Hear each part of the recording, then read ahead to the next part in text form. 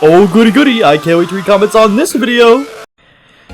Okay, so listen, I get it. Dunking on the Snyderverse, especially BVS, is something dozens upon dozens of other creators have done in the past. Probably way better than I could. You've seen the High Top video, you've seen the Cosmonaut video. You don't need me to preach to you about how bad this movie is, which, let's be honest, it absolutely stinks. It's a slog to get through, it's a Frankenstein's monster of adaptations, Clark and Lois have the chemistry of mustard gas, Lex is that, and of course, Batman kills people. But we're not here for all of that. Well, actually, we're here for that last part, but you get what I mean. What we're here to talk about is this version of Batman, his characterization, his arc, and Snyder's vision for him. We'll pretty much be going over Batman vs. Superman as well as Zack Snyder's Justice League. Now, you don't need me to tell you that Batfleck is probably one of the most infamous adaptations of Batman. Batfleck is definitely sort of a case of you either love him or you hate him. On one side, there's fans of Batman who absolutely hate his guts, mostly due to his lack of a no-kill rule, which we'll get into. But then there's the other side of the spectrum, which are comprised of people who actually appreciate this version, or the psychological government operation that is Snyder fans. Though I feel like those people either glaze him to oblivion or blindly hate on him without understanding what exactly makes him an adaptation of Batman that is undesirable, to say the least. By the way, I'm not talking about The Flash. So, Dawn of Justice. What's Batman's whole deal? In Batman v Superman, BVS for short, Batman's at a really dark time in his life.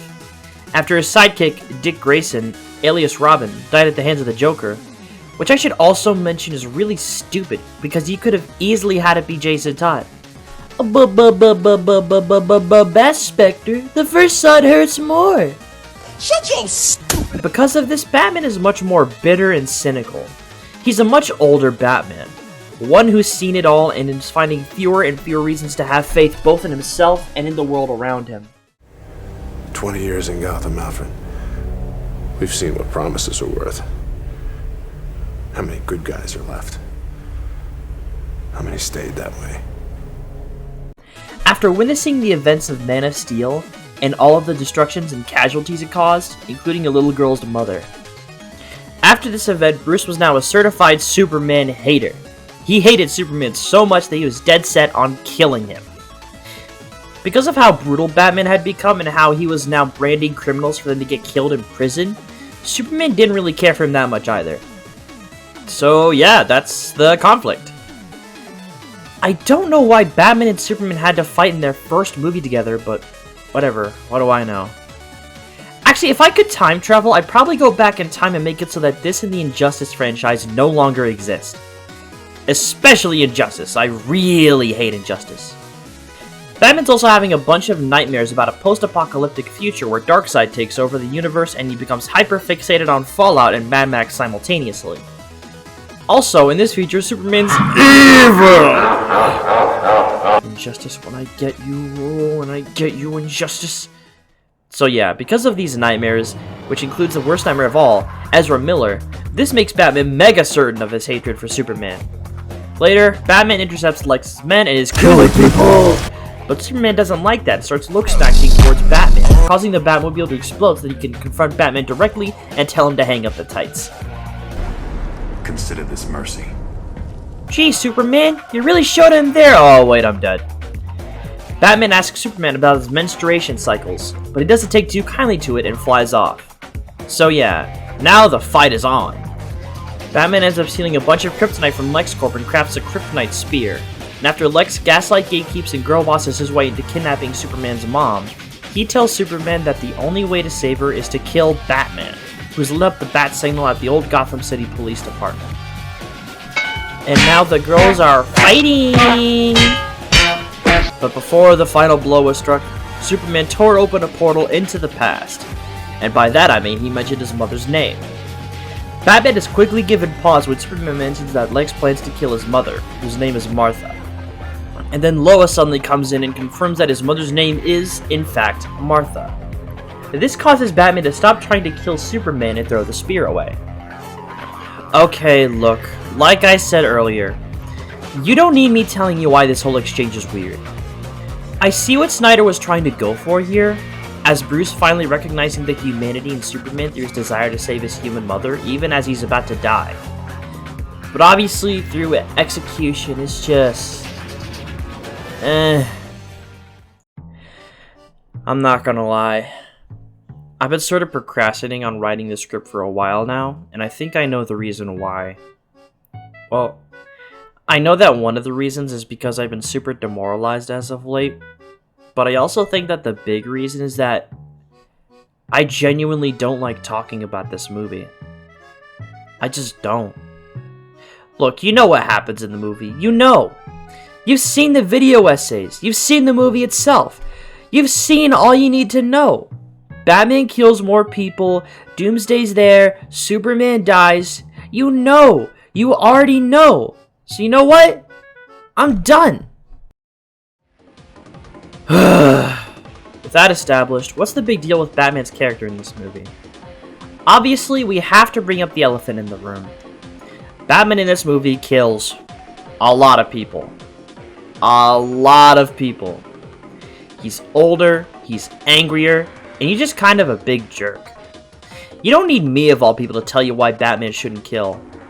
I know what Snyder was trying to go for with this, because clearly he was trying to illustrate a Batman who's just about given up on his ideals and has just dug himself into a hole of vengeance and brutality after losing Robin. I'm not against this idea, but here's the thing. Batman doesn't have to kill to show this. He straight up does not have to. You can have a Batman like Batfleck and have it be effective without compromising one of the core ideals of the character. In fact, do you want to know one of the biggest reasons why I think Batman killing in this movie is completely pointless in the first place? Let me ask you a question. Let's say you're Batman. Let's say you've just lost Robin, who was brutally murdered by the Joker. And now, all bets are off and you're no longer holding back. Who are you going to end up killing from that point on? Are you gonna kill A, the Joker, B, your next door neighbor, C, random crooks, or D, Margaret Thatcher? If you answered A, well guess what? The answer is actually C, random criminals. You expect me to believe that in the case of Batman starting to kill people when Robin dies at the hands of the Joker, that the Joker is not Batman's priority target? Let alone Jared Leto Joker, who any Batman would want to kill? And don't give me any of that he can't find him crap. He literally fought Joker in the Suicide Squad movie. It would take minimal effort for Batman to just blow his car up with the Batmobile. Don't tell me he gives a crap about Harley. She was apparently complicit in the whole thing. But no. Instead of doing that, despite having probably been given multiple opportunities to do so over the 10 years since Robin's death, Batman never kills him.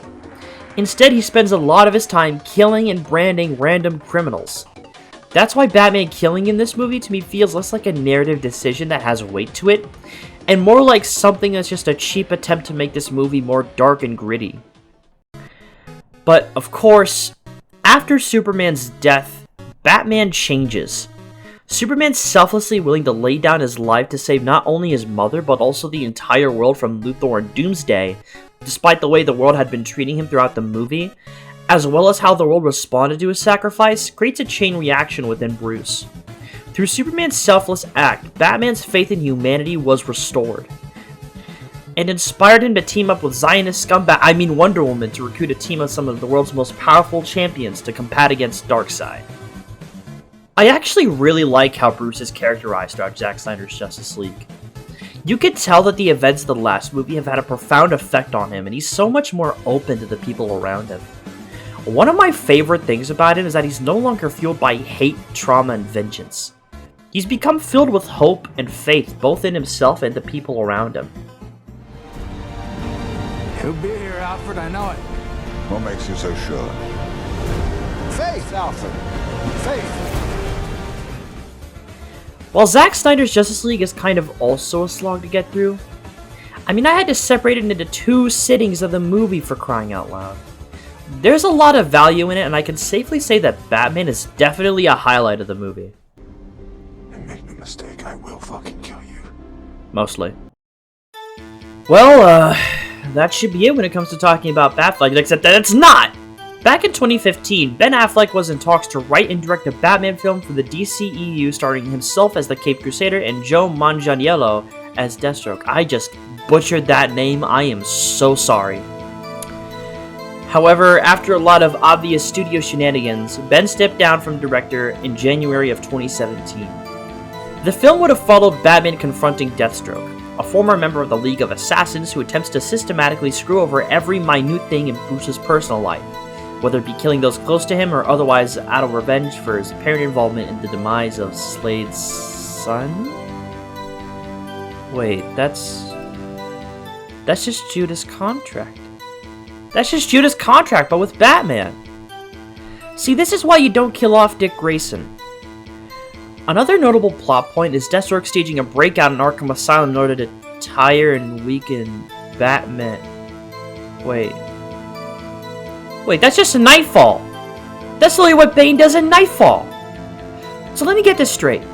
Batman is stealing Nightwing's role in Judas' contract, and now Deathstroke is stealing Bane's role in Nightfall? Those are choices. Eventually, after the absolute nightmare that was the production of Joss Whedon's Justice League, and due to personal problems in his own life that we don't need to discuss, Ben eventually left the project altogether. And thus, Matt Reeves eventually took over and overhauled the project completely. Which turned out to be a blessing in disguise, because in turn, we then got what I and many other people consider to be the best Batman movie ever. Back to the Snyderverse, according to interviews with Zack Snyder, the future plans in the Snyderverse would have included Batman sacrificing himself and the powerless son of Superman and Lois becoming the new Batman. Which, I mean, I guess. When he first spoke about this, I think a lot of people thought that this meant Batman and Lois would have had a kid while Clark was away doing whatever. Which obviously is not the case, but God, it would have been so funny. So, what are my overall thoughts on Ben Affleck's Batman? Would I want them to restore the Snyderverse and finally tell the full story with this version of Batman? Not really. If you ask me, I honestly think that Ben Affleck's Batman was wasted potential. I feel like he had everything in his kit to be able to pull off a killer, no pun intended, Bruce Wayne portrayal. He's kind of like the Andrew Garfield of Batman actors in that regard, if you want to think about it that way. He could have been a fantastic Batman actor, and in a lot of places I actually feel like he was pretty great. But ultimately, he had to work with a bad script and universe that was too focused on themes and symbolism to actually sit down and properly adapt and tell stories with these characters. Now, let it be known that I'm not entirely against Zack Snyder's vision, and I see what he wanted to try and do with these characters. Batman especially. Batman being in a dark place after the death of Robin, but being uplifted and having newfound faith in humanity through his experiences with Superman is such a beautiful idea that I absolutely love. And that's the part of Batman that I especially love seeing in the Snyder Cut. But overall, I feel like a lot of the ideas with Batman were poorly executed, and he just comes off as a sloppy, half-baked portrayal of Batman that fails to show why he's such an enduring and amazing character. Ben Affleck's Batman had so much potential and a lot of great ideas, and might I add, a pretty incredible suit to go with it.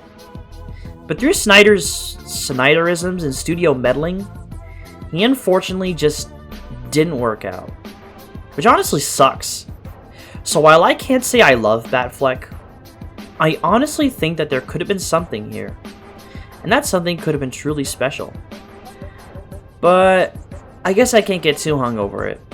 After all, I think we got a fair trade-off.